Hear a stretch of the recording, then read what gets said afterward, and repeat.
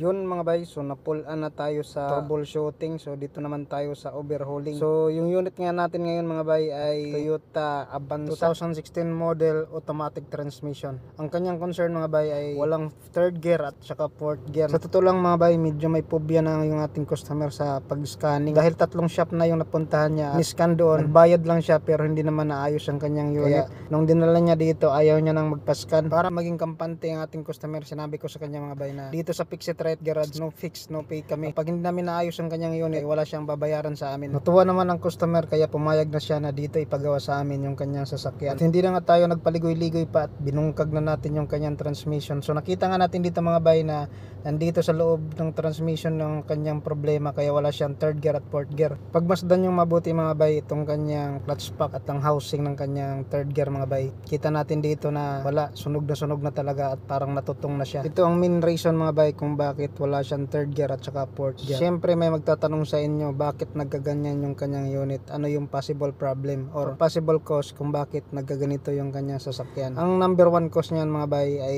kulang tayo sa maintenance. Okay, so galiin mga bay na palagi dapat sumunod tayo sa recommended interval ng pagpapalit ng mga fluid. Hindi lang engine oil yung pinapalitan sa ating mga sasakyan, kasama na rin dyan mga bay ang automatic transmission fluid mga bay. Mura lang naman yan pagpapalit ng automatic transmission fluid at every 30 to 40,000 ka naman yan magpapalit, kaya sulit na sulit yung gagastusin mo sa pagpapachange oil yan mga bay. Kaya ugaliin na palitan yung ating automatic transmission fluid, kasi kapag yan mga bay napapabayaan at ganito yung mangyayari sa atin at asahan mo na malaki yung gastos niyan mga bay.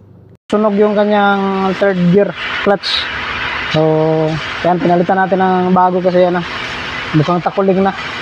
So ito na yung kanyang bago mga bay, housing natin. So nalinisan na rin natin to.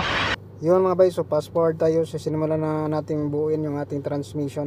So medyo masilan yung pag-overhaul ng automatic transmission mga bay, kaya dapat malinis tayo at dapat natandaan natin na maayos yung ating mga pinagbabaklas, dahil kapag yan ay nagkamali ka ng isa lang dyan ay maaari ka ulit na magbaklas ng automatic transmission. So kung bago pa lang sa'yo yung unit, mas maganda kung meron kang service manual, or kaya tandaan mo lahat ng mga binaklas mo, picturean mo kung kinakailangan. So para kapag nakalimutan mo ay pwede mong tingnan ulit dun sa mga pictures mo kung ano yung orientation ng mga parts na binaklas mo.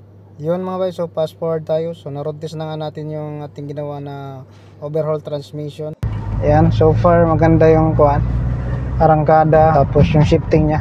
Pa-double check na lang natin sa ating mga technician, goods to go na to. So yun lang mga bay, maraming salamat and God bless.